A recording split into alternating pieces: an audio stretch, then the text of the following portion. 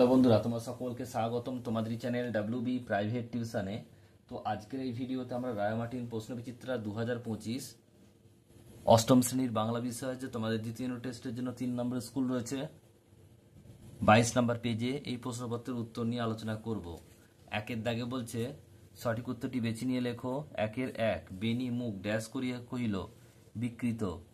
Next প্রশ্ন বলছে বাড়ি ফিরিয়া সারা রাত্রি তাহার ঘুম হইল না। কাহার ঘুম হইল না? রমার। বলছে ঘেঁষবেন না ওদের কাছে ঘেঁষা উচিত নয়, কারণ নেই রাজ্যের বাসিন্দা। গাছের জীবন মানুষের জীবনের কি? এটা হবে ছায়া মাত্র। রৌদ্র যেন গন্ধ লেগে আছে। কিসের গন্ধ? স্বপ্নের।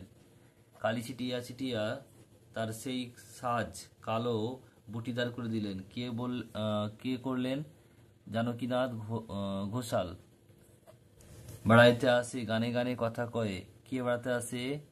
ডাহুক মেয়েরা। দুর্গা নারকেল মালাই নিয়েছিল কি? এটা হবে তেল। নেক্সট প্রশ্ন খানিকটা পরে বলছে মোহনভোগ তৈয়ারি করিয়া খাইতে দিল। কে মোহনভোগ দিয়েছিল? এটা হবে লক্ষণ মহাজনের ছোট ভাইয়ের স্ত্রী।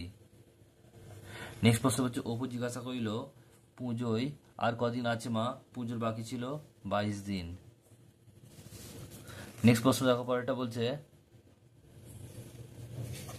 গন্ধটা কে বলি যার কথা মনে করাই অপুকে? তিনি হলেন, এটা হচ্ছে অপুর ঠাকুরদা। 2 দাগের 1টা বলছে বৃথা সময় নষ্ট করো না।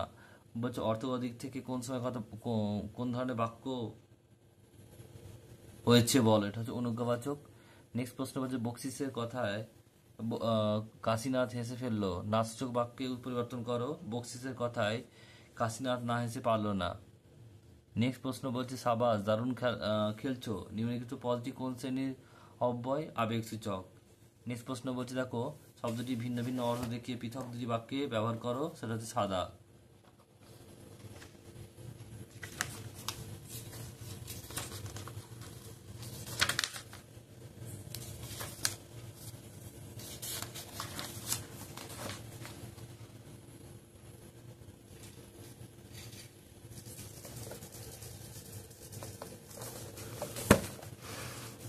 দেখে নাও এখানে রয়েছে অনেকগুলো।